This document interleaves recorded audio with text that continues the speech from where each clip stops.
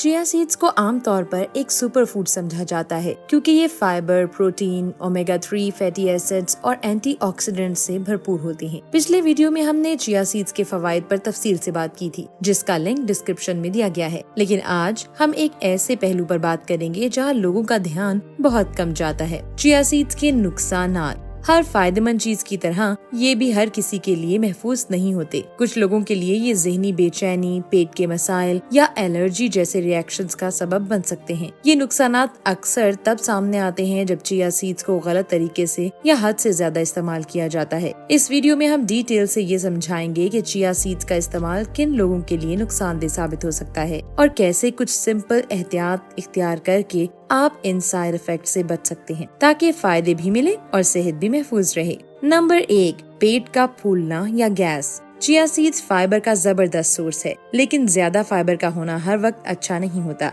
अगर आपका जिस्म हाई फाइबर का आदी नहीं तो चिया सीड्स पेट फूलने यानी ब्लोटिंग, गैस और कब्ज का सबब बन सकते हैं। ये खास तौर पर उन लोगों के लिए मुश्किल पैदा करते हैं जो already IBS irritable bowel syndrome का शिकार हैं। चिया सीड्स पानी में भीगकर अपनी साइज से 10 गुना तक फूल जाते हैं। अगर आप बिना सोक किए इन्हें खा लें तो ये आपके इंटेस्टाइन में फूलकर ब्लॉकेज या तकलीफ पैदा कर सकते हैं। नंबर 2, गला बंद होना यानी चोकिंग। चिया सीड्स जब पानी में मिलते हैं तो जेल जैसा सब्सटेंस बनते हैं, लेकिन अगर इन्हें ड्राई फॉर्म में खाकर फौरन पानी पी लिया जाए तो ये अंदर जाकर फूल जाते हैं और गले को ब्लॉक कर सकते हैं, जो चोकिंग का सबब बनता है। खास तौर पर उन लोगों के लिए जिनको निगलने में पहले से मुश्किल होती है। इसलिए हमेशा चिया सीड्स को भिगोकर ही यूज करें ताकि ये आसानी से हजम हो जाएं और कोई खतरा न हो।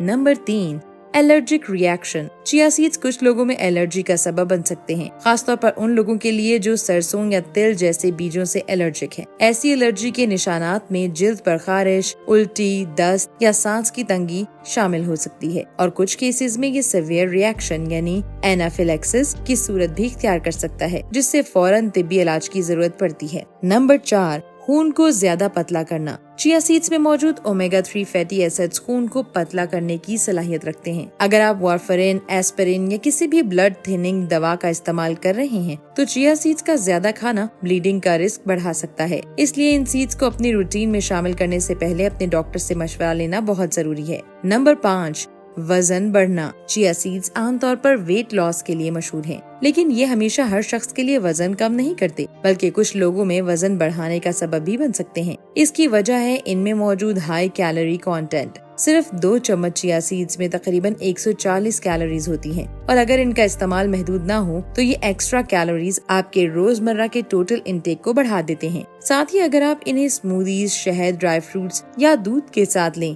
तो उनका कैलोरी लोड और बढ़ जाता है, जो कि वजन बढ़ने का सबब बन सकता है।